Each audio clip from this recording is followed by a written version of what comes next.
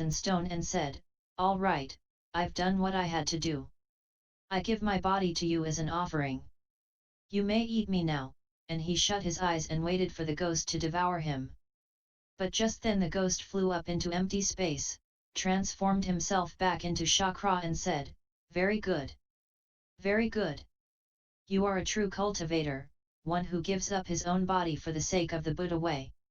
In the future you are sure to become a Buddha." This is an event in a former life of Shakyamuni Buddha, when, as a Brahmin, he offered his life for half a verse. Sutra. The Master said, "What are your doubts? All living beings have two bodies," Chi Tao replied. "The physical body and the Dharma-body. The physical body is impermanent and is produced and destroyed. The Dharma-body is permanent and is without knowing or awareness." The Sutra says that the extinction of production and extinction is bliss, but I do not know which body is in tranquil extinction and which receives the bliss. How could it be the physical body which receives the bliss? When this physical body is extinguished, the four elements scatter. That is total suffering, and suffering cannot be called bliss. If the Dharma-body were extinguished, it would become like grass, trees, tiles, or stones. Then what would receive the bliss? Moreover, the Dharma-nature is the substance of production and extinction, and the five heaps are the function of production and extinction. With one body having five functions, production and extinction are permanent. At the time of production, the functions arise from the substance, and at the time of extinction, the functions return to the substance. If there were rebirth, then sentient beings would not cease to exist or be extinguished. If there were not rebirth, they would return to tranquil extinction and be just like insentient objects. Thus all dharmas would be suppressed by Nirvana, and there would not even be production. How could there be bliss? The Master said, "You are a son of Shakya. How can you hold the deviant views of annihilationism and permanence which belongs to other religions and criticize the supreme vehicle Dharma? According to what you say, there is a Dharma-body that exists apart from physical form and a tranquil extinction to be sought apart from production and extinction. Moreover, you propose that there is a body which enjoys the permanence and bliss of Nirvana. But that is to grasp tightly onto birth and death and indulge in worldly bliss." Commentary. Is it the physical body which is extinct and the Dharma-body which receives the bliss? Chi Tao wanted to know, or is it the Dharma-body which is extinct and the physical body which receives the bliss? How could it be the physical body which receives the bliss? The body is composed of the elements earth, air, fire, and water. At death, the elements scatter, and that is a state of unspeakable suffering. You can't call suffering happiness. "Hey," said the great master, "you are a disciple of Shakyamuni Buddha. You have left home and are a member of the Sangha. How can you harbor the deviant views and deviant knowledge of non-Buddhist religions? You say that there is a Dharma-body apart from the physical body and its extinction, and that there is a tranquil extinction apart from the process of production and extinction. Isn't this what you're saying? You also say that there is a body which enjoys the four virtues of Nirvana, permanence, bliss, true self, and purity. In fact, your theories are nothing but niggardly attachment to birth and death and worldly pleasure. Stuck in the mundane world, you cannot possibly know transcendental bliss." Sutra. You should now know that deluded people mistook the union of five heaps for their own bodies and discriminated dharmas as external to themselves. They loved life, dreaded death, and drifted from thought to thought, not knowing that this illusory dream is empty and false. They turned vainly around on the wheel of birth and death and mistook the permanence and bliss of Nirvana for a form of suffering. All day long they sought after something else. Taking pity on them, the Buddha made manifest in the space of an instant the true bliss of Nirvana, which has no mark of production or extinction. It has no production or extinction to be extinguished. That, then, is the manifestation of tranquil extinction. Its manifestation cannot be reckoned, it is permanent and blissful. The bliss has neither an enjoyer nor a non-enjoyer. How can you call it one substance with 5 functions? Worse, how can you say that Nirvana suppresses all dharmas, causing them to be forever unproduced? That is to slander the Buddha and defame the Dharma. Commentary. The Buddha spoke for those who thought that their bodies were actually made up of a union of the 5 heaps, and who thought dharmas were something external to themselves. They were attached to life and death because they didn't know that everything is like a dream, a bubble, a lightning flash, or a dewdrop illusory. They underwent birth and death over and over again, uselessly and pitifully spinning on the wheel of the 6 paths of rebirth. Some people thought that the wonderful virtues of Nirvana were a kind of suffering, but the Buddha mercifully revealed to them the true happiness of Nirvana, where there is no mark of production and no mark of extinction. Further, there is absolutely no extinction of production and extinction, because right within production and extinction there appears the state of non-production and non-extinction. That is the manifestation of tranquil extinction. You can't say that the manifestation of tranquil extinction is so long or so short, so high or so wide. It's a kind of permanent happiness which is without an enjoyer or a non-enjoyer. If you would like to have this kind of happiness, you should know that there is no one who enjoys it or does not enjoy it. Why? It is the manifestation of the original self-nature. Sutra. Listen to my verse. Supreme, great Nirvana is bright, perfect, permanent, still and shining. Deluded common people call it death. Other teachings hold it to be annihilation. All those who seek 2 vehicles regard it as non-action. Ultimately these notions arise from feeling, and form the basis for 62 views, wrongly establishing unreal names.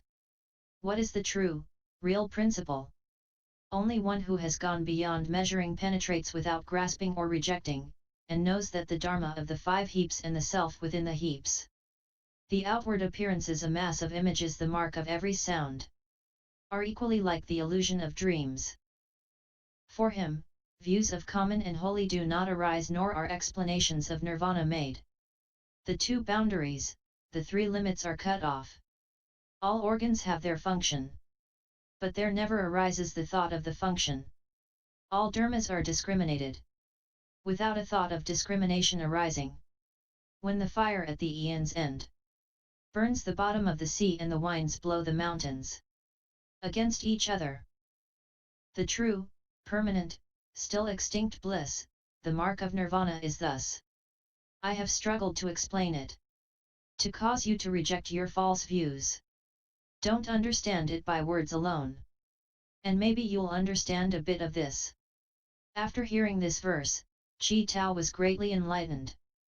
Overwhelmed with joy, he made obeisance and withdrew. Commentary. The 6th Patriarch said, Listen. Great Nirvana is full, complete, and bright. It's permanent, unchanging, and constantly illuminating. Ordinary people say that it is death, and those of non-Buddhist religions say that it is annihilation. The 2 vehicles of the Shravakas and Pratyeka Buddhas think that it is non-action, that it is uncreated and arises spontaneously. But these are all discriminations which arise from emotion, and they form the basis of 62 wrong views.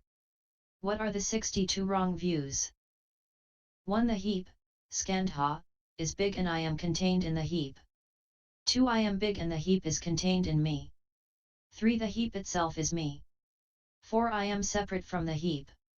When each of the 4 above are applied to the 5 heaps form, feelings, perceptions, impulses, and consciousness, they make 20.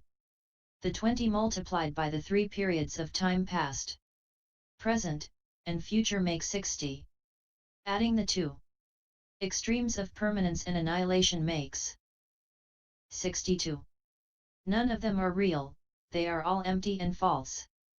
Then what is the true real principle? Only one who has gone beyond measuring penetrates without grasping at or rejecting them. Therefore he truly understands that the Dharma of the 5 heaps and the self within those heaps, the marks of form and sound, are all like dreams, illusions, bubbles, and shadows. For him, views of common and holy do not arise. He doesn't have the views of a common person, he doesn't have the understanding of the sage, and he doesn't try to explain the bliss of Nirvana. The two boundaries, the three limits are cut off. He is attached neither to the boundary of emptiness, nor to the boundary of existence. Therefore the three limits of the past, present, and future are cut off and he is not attached to them. All organs have their function, but there never arises the thought of the function. The true suchness self-nature has the ability to function in accord with external conditions and yet not change. Its responsiveness is inexhaustible and yet there is no thought of I am functioning. All dharmas are discriminated without a thought of discrimination arising. You don't think, I am not making discriminations. If you do think that, you have the mark of discrimination. To be truly without discrimination is to be without the mark of non-discrimination as well. When the fire at the end of the eon burns the bottom of the sea and the wind blows the mountains against each other at the end of an eon, there are three disasters: flood, fire, and wind. The true permanent, still, extinct bliss, the mark of Nirvana is thus. If you have attained true permanence and the bliss of tranquil extinction, then the mark of Nirvana is just as it was explained above, and the three disasters cannot affect you. The great master concludes by saying that he has spoken the verse to encourage his listeners to cast aside their present knowledge and views. When you no longer rely on the text in order to explain the sutras, he said, I will grant that you understand just a little bit of what I've said. Piksha Shingsa Sutra. Dhyana master Shingsa was born into the Lu family, which lived in Ancheng district in Qizhou. Hearing of the flourishing influence of the Tzaoshi Dharma assembly, Shingsa went directly there to pay homage and asked, what is required to avoid falling into successive stages? The master said, what did you do before coming here? He replied, I did not even practice the holy truths. The master said, then into what successive states could you fall? He replied, if one isn't practicing the four holy truths, what successive stages are there? The master greatly admired his capacity and made him the leader of the assembly. One day the master said, you should go elsewhere to teach. Do not allow the teaching to be cut off. Having obtained the Dharma, Shingsa returned to Qingyuan Mountain in Qizhou, to propagate the Dharma and transform living beings. After his death he was given the posthumous title Dhyana Master Hung Chi. Commentary. Dhyana Master Shingsa walked and thought about things at the same time. What did he think about? Do you know? I know. He walked and thought, who is mindful of the Buddha? Who is mindful of the Buddha? And so he was called Shingsu, walking thinker. At that time the reputation of the Dharma assembly at Tzaoshi had spread all over China. Everyone knew that the person to whom the fifth patriarch had transmitted the robe and bowl was spreading the Dharma there. People drift away from the empty and gather with the flourishing. If there are only a few people in your place, it will soon be empty. For instance, here there are 30 people, but if there were only 3 or 4 people, soon they would all run away. The more people there are, the more will come from the outside. There are a lot of people at the Buddhist lecture hall. Hippies who go there cut their hair and shave their beards. It's inconceivable. There must be something happening there. Let's go and see. The Dharma assembly at Tzaoshi flourished. Gather with the flourishing can also be explained as gather with the sages, because in Chinese the words flourishing and sage sound the same. Many sages and common people came to support the patriarch. Shingsu asked the patriarch which Dharma door he should cultivate in order to avoid the successive stages of the gradual teaching. The sudden teaching does not have successive stages. Therefore, what he actually asked was, how do I cultivate the sudden Dharma? He must have heard someone say, the sixth patriarch is truly inconceivable. He has the 5 eyes and the 6 spiritual penetrations. I went there and didn't say a thing and he knew what I was thinking and asked me about it. Chapter 7. Opportunities and Conditions. Piksha Shingsu. The master regarded Shingsu highly. What this man says makes sense, he thought. He surely must have good roots. He appointed Xingsu head of the assembly, and thereafter Xingsu always walked in front, leading the others during the ceremonies.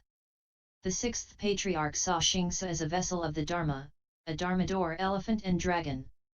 This means that he had the capability of a patriarch, not a self-made patriarch, but one who had received the sixth patriarch's certification and permission to teach. Go and teach elsewhere, said the master.